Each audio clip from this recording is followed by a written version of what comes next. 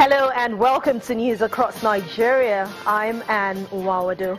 On the program today, Nigeria Customs Service intercepts Boko Haram fuel and drug supplies in Adamawa State.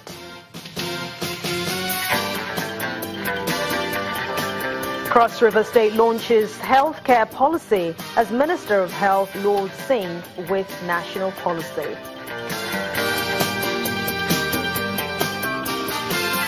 And Kano State moves to stop land degradation, increases awareness of afforestation.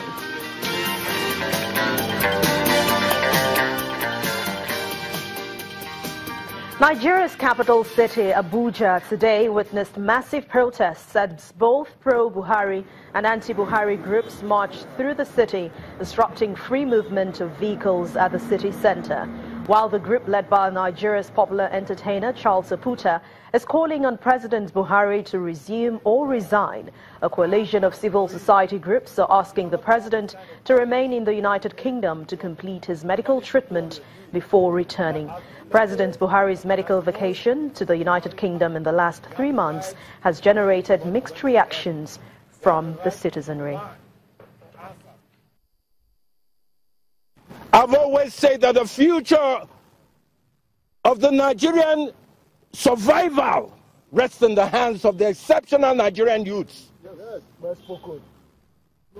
Because if the Nigerian youths cannot rise up to retrieve their stolen future, there is no future for them in this country. It's either our president resume or resign.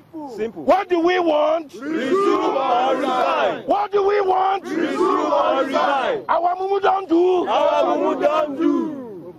President Muhammadu Buhari transmitted letter to the National Assembly before he left this country for his medical follow-up.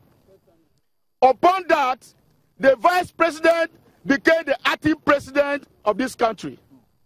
As an acting president, you have the full capacity of the president to deliver. And I can assure you that acting president Yemi Osinbajo is delivering the dividends of democracy on behalf of his leader. Yes, sir. The national judicial policy has been adopted by all the players in the justice delivery system in Nigeria. The national policy, which was adopted at the end of the National Judicial Summit, will see to the streamlining of the rules of procedures in the various courts across the country in an effort to reduce delays in the disposal of cases and eliminating many of the technicalities that had blocked or that had affected the wheel of justice. But Chief Justice of Nigeria, Justice Walter Onoye, who was represented by the Justice of the Supreme Court, Justice Mary Odili, hoped that the new policy will achieve its goals on building consensus amongst justice sector institutions and practitioners for the purpose of addressing collectively the major challenges facing the delivery system. They also added that it will evolve a justice system that is fairer, more effective, accessible, efficient and responsive to the hopes and aspirations of Nigerians. The Yobe State government has shown support for 307 internally displaced persons who chose to remain permanently in Kakurita community in the state. The governor, represented by his deputy Abubakar Aliyu, says the government will also provide the necessary infrastructure, including healthcare facilities. This is Kukareta IDP camp located on the outskirts of Damaturu, the Yobe State capital. The displaced here have been in the community since 2014, when Boko Haram heightened their onslaught on communities in the northeast. The state deputy governor, Abubakar Aliyu, while presenting materials to the displaced persons who opted to permanently reside in Yobe State, disclosed that at the moment, less than 2,000 displaced persons are currently taking refuge at the official camp in Damaturu, the state capital. 307 residents at the Kukareta camp who opted to remain with their host community are being presented with plots of land, different building materials, and money to help them in the rebuilding process. Today's occasion for the distribution of 370 numbers of 50 by 100 plots of land and building materials, and sum of money for each individual is 30,000. Therefore, marks yet another milestone in our quest to assist and support the IDPs to build houses and settle in their new communities. The village head of Kukareta, Lawan Bulama, while thanking the Yobe state government for the resettlement of the displaced persons, also said the displaced persons have over the period proven to be of good conduct. Since when they came here, none of them who has any problem with us. And I am assured the government that whosoever done any other thing which is not inside our rule and regulation, we can still hand it over to the security to them. The beneficiaries expressed their gratitude and their concerns. All our belongings were burnt, and we have decided to live permanently here, courtesy of our good host. The government and its people are amazingly receptive people. Since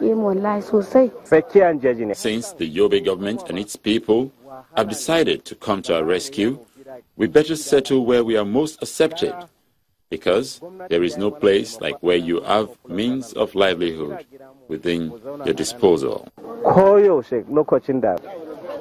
In Yobe State, the influx of internally displaced persons reached a climax in 2011, when Boko Haram heightened their onslaught on the communities within the state and the environs, with government confirming that over 300,000 people were displaced.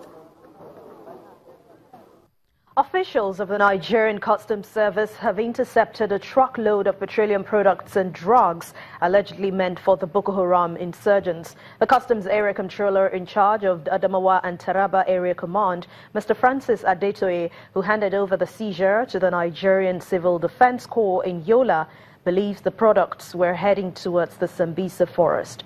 Meanwhile, the Controller of Customs, retired Colonel Hamad Ali, has also commended the Federal Operations Unit Zone A and men of his compliance team for intercepting 37 smuggled assorted vehicles with duty-paid value of over 1.3 billion naira in Lagos. These 500 jerry cans filled with PMS were intercepted by men of the Federal Operations Unit Nigeria Customs Service patrolling the Mubi-Madagali Highway in Adamawa State, northeast Nigeria. The driver and other passengers of the Mitsubishi truck were said to have abandoned the vehicle on site in the operations team. The enemy of the nation, particularly the Boko Haram, when you take a tablet of this drug, it can make somebody misbehave for 2 days. Also confiscated in the truck are some prohibited drugs. All items were then handed over to NSCDC and NAFDAC officials. Just imagine that if this quantity are taken away from them by the Boko Haram, you know the damage it will cause to the country. So I'm appealing to all smugglers around that their activities, day of reckoning has been brought to book. We are out to challenge them. We have the manpower, and I advise them to look for a legitimate job to do. Otherwise, more of this season are still coming. Elsewhere in Lagos State, southwest Nigeria, the Controller General of the service, Hamid Ali, inspects seizures made by men of the CGC compliance team and Federal Operation Unit Zone A. Chief amongst the seizures are 37 assorted vehicles with duty-paid value of over 1 billion naira in Lagos and truckloads of parboiled rice with duty-paid value of about 150 million naira. The NCS boss reiterates that the importation of rice and vehicles through the land borders remain prohibited. Going forward, the Nigeria Customs Service insists that it will continue to check the activities of smugglers as long as they remain in the legitimate line of business, which has for many years sabotaged the nation's economy. Still to come on News Across Nigeria, we'll be delving into the health sector to find out new policies by the federal government. Please stay with us.